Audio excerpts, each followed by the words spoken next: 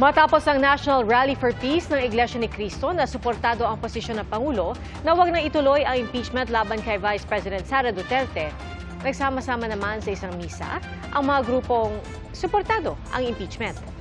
Saksi, si Sandra Aguinaldo.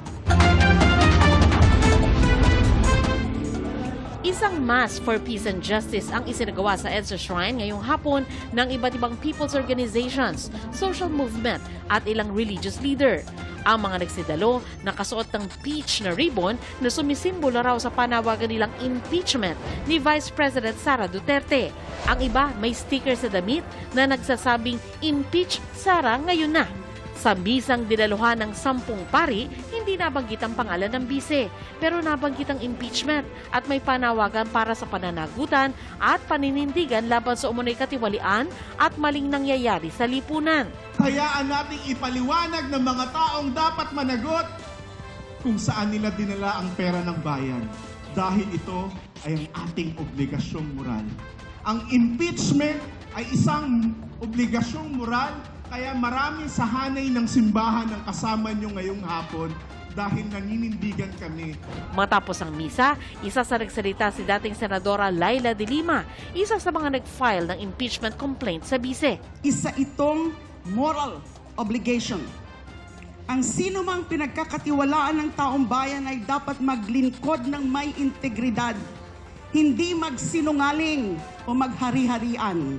Inilunsad din ng koalisyon ang pagsasama-sama ng iba't ibang grupo para isulong ang impeachment.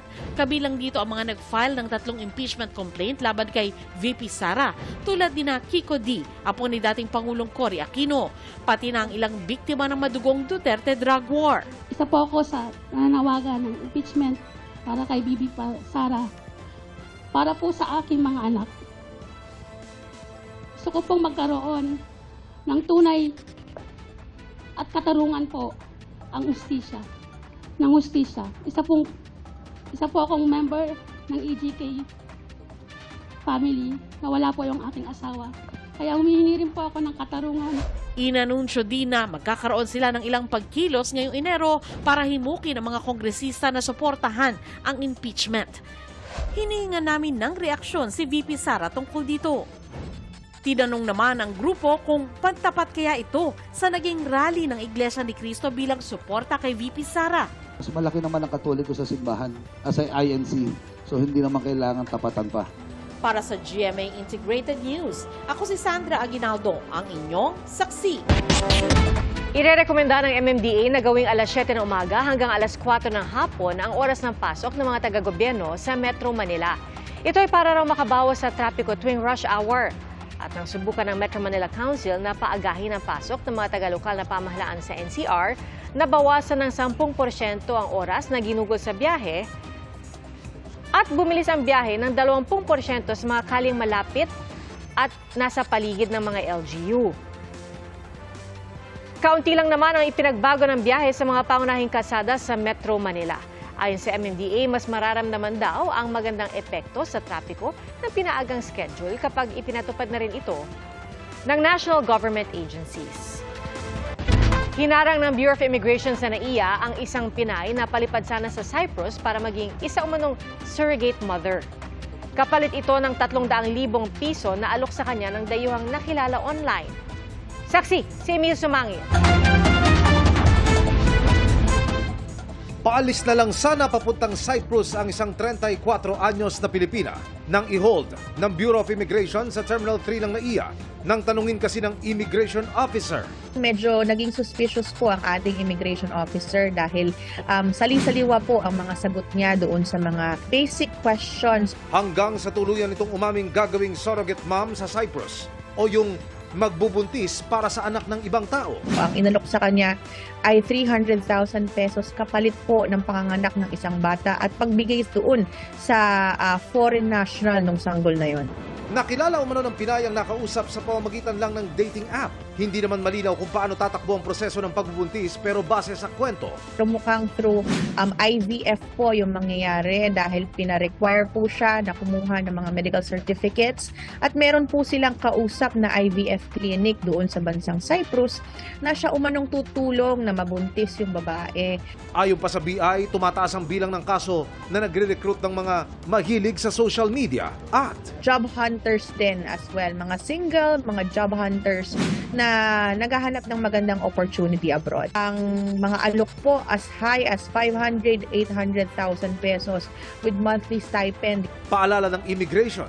Hindi po masama na maghanap ng greener pastures abroad pero wag po sa ganitong paraan. Ito po ay clear way of human trafficking kasi ito ay talagang pagbebenta or paparenta ng kanyang sinapupunan para sa iba, sa gain ng ibang tao.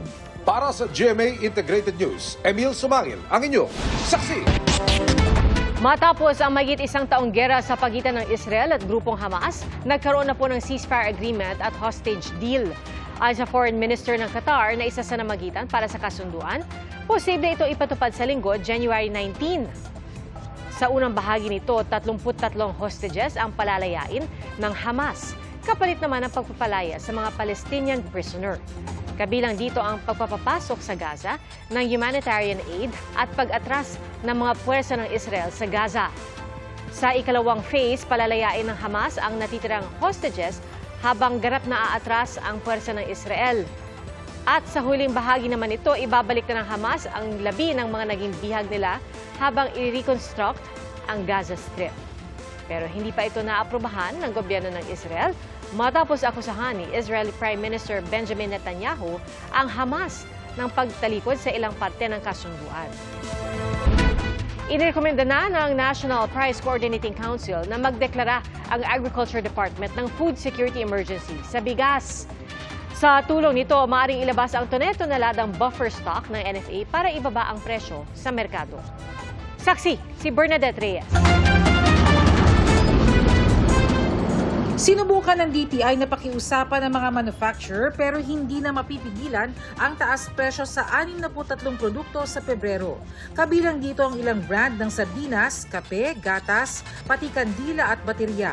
Nagtaasan na talaga yung mga raw materials nila. Kailangan din nilang kumita. Yung mga tao na na-employ nila, ayaw din natin mawalan ng trabaho.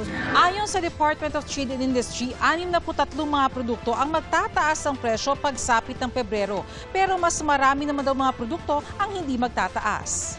72% will not have any price increase. And if ever may price increase, just dun sa 28%. And most are below 5% and a little bit below 10%. So the price increase is just very minimal. Maglalabas ang DTI ng panibagong Suggested Retail Price Guide sa Pebrero. Kanina nag-ikot ang DTI at Agriculture Department sa mga pamilihan sa Pasig. Stable naman daw ang presyo ng bigas. Medyo bumaba po sila. Dating 58, naging 53. 5 pesos po ang binaba nila. Halimbawa po makakuha po sila ng mababa din po ang benta. Bukas ibibenta na sa presyong 38 pesos kada kilo ang dating 40 pesos na 25% broken rice sa ilalim ng Rice for All program ng DA. Sa Lunes naman ipatutupad ang 58 pesos per kilo na maximum SRP para sa 5% broken imported rice sa mga pamilihan sa Metro Manila. Pwede pa raw itong pababain sa mga susunod na linggo batay sa assessment nila. Just to clarify, the violation of the price ceiling is 5,000 to 1 million pesos. Fine. Penalty. Isa pang tinitingnan ang paglalabas ng 300,000 metric tons na buffer stock ng NFA rice sa merkado para bumaba ang presyo. 3 to 5 pesos is really possible in my opinion. Lalo na yung world prices din bumaba na rin ngayon eh. Bagay na magagawa ng NFA kung magdedeklara ang DA ng food security emergency sa bigas. Batay sa inamyendahang rice tarification law, pwede yang gawin kapag may kakulangan sa supply o pambihirang pagtaas ng presyo. Inirekomenda na ito ng National Price Coordinating Council. Ipapalit sa buffer stock ang locally produced rice para suportahan ang mga magsasakang Pilipino. Once it comes to my table, The chances is we will declare para ma-release namin yung stocks ng NFA. Para sa GMA Integrated News, Bernadette Reyes ang inyong saksi. Patay sa pamamaril ang may-ari ng isang salon sa General Santos City. At sa Zamboanga City naman, nahuli kamang rambol ng grupo ng mga estudyante. Saksi, si Efren Mamak ng GMA Regional TV. Tanghali nitong Martes, palitan ng sipa at suntok ang nasaksihan sa Barangay Baliwasan sa Zamboanga City. Ang sangkot, mga kabataang nakauniforme pa. Nangyari ang insidente pagkatapos ng first shift ng mga estudyante. Hanggang sa isang lalaki ang tumumba at nawala ng malay. Isinakay siya sa motorsiklo. Nagtakbuhan naman ang ibang estudyante. Yung isang involved na bata, nakausap namin yung parents. No? Natanong namin, yung problema hindi pala kasali siya sa original na nag-away. Pumunta lang siya doon para tulungan yung kasama niya. Iniimbestiga na ito ng DepEd Division Office. Nais din nilang sumasailalim sa counseling ang mga sangkot. We are waiting for the final incident report. Alleged yung school ng City High natin, one of these secondary schools. But we are still finalizing kung sino yung other school na nag-involve. Payapa naman ang sitwasyon sa isang salon sa General Santos City hanggang sa pumasok ang lalaking ito na balot ang katawan at mukha. Nagpanik ang mga nasa loob ng salon nang bumunot ang lalaki ng baril. Nagtakbuhan ang mga tao. Isa sa mga naroon, ibinato pa ang hawak niyang gamit sa gunman. Lumabas saglit ang sospek pero bumalik ulit at namaril sa salon. Pinagbabaril pa niya ang CCTV. Ilang saglit pa, isang babae ang lumabas sa salon. Sinundan siya ng sospek. Ayon sa mga pulis, nakatakas ang sospek na umangkas sa motorsiklo ng kanyang kasamahan na naghihintay sa labas ng salon. Patay ang may-ari ng salon na nagtamo ng tama sa dibdib at paa. Tukoy na kung sino ang sospek at posible raw na personal na alitan ang motibo. Based sa atong mga pag-imbestiga, sir, we were able to identify the suspect, sir, at we are still conducting hot pursuit operation, sir, for possible arrest. It is a personal grudge, sir. Yes, sir, actually, sir, yung suspect natin, sir, is yun yung nakaaway niya, sir, kasi magkasusyo sila dati sa negosyo. At ito yung pinagmulan ng kanilang ilang alitan. Di naman nagbigay ng pahayag ang kasamahan ng biktima sa salon. Sinusubukan din namin makuha ang panig ng pamilya ng biktima. Patuloy ang investigasyon sa insidente. Para sa GMA Integrated News, ako si Efren Mama ng GMA Regional TV, ang inyong saksi. Siniguro ng COMELEC na tuloy ang eleksyon sa May 12 kahit pa kailangang sirain ang nasa 6 na milyong balota. Sakto naman sa pag-uulit sa mga balota ang pag-atras na isang kandidato sa pagkasenador. Saksi si Dano Tingkungko. Dahil sa lagay ng kanyang kalusugan, formal nang iniatras ni dating Ilocos Sur Governor Chavit Singson ang kandidatura sa pagkasenador sa eleksyon 2025. Tinamaan ako ng pneumonia, this year, 2 beses ako tinamaan sa lung, so ayaw ko na antayin yung pangatlo. Timing din para sa COMELEC, lalo't kailangan nilang baguhin ang balota dahil sa pinadagdag ng Korte Suprema ang ilang umapilang wag ma-disqualify. Hindi na isasama ang pangalan ni Singson sa bago at posibleng sa iba mapunta ang kanyang candidate number. Makaapekto rin ang pinadagdag na kandidato ng korte. Either po tataas ba o bababa kung ano man kasi nga may pagbabago ba ganung may pumalit lang naman na isa din lang. 6 na milyong balotang na imprenta sa halagang 150 million pesos ang sisirain na lang. Talaga pong sayang yung 6 na milyon na balota. Kaya lang po talagang parte ng proseso. Basta po ang commitment ng COMELEC, bagamat nagkaganito, ay matutuloy ang halala natin sa Mayo 12. Sa ngayon, tuloy ang inventaryo sa mga naimprenta ng balota. Para sa GMA Integrated News, ako si Dano Tingkungko, ang inyong saksi. Mga kapuso, tuloy-tuloy ang ihip ng malamig na amihan sa Luzon.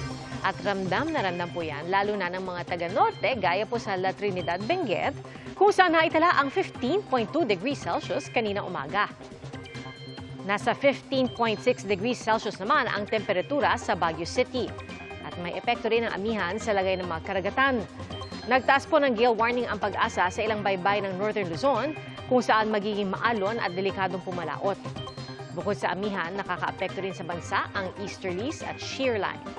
Sa rainfall forecast ng Metro Weather, may mga pag-ulan pa rin mararanasan sa ilang bahagi ng Northern Luzon, Mimaropa, Quezon, Bicol Region, pati na sa ilang bahagi ng Visayas at Mindanao. Posible pa rin ang malalakas na ulan na maaaring magdulot ng baha o landslide. Sa Metro Manila, magdala pa rin ng payong sakaling may biglaang pag-ulan. Mga kapuso, maging una sa saksi. Mag-subscribe sa GMA Integrated News sa YouTube para sa iba't ibang balita.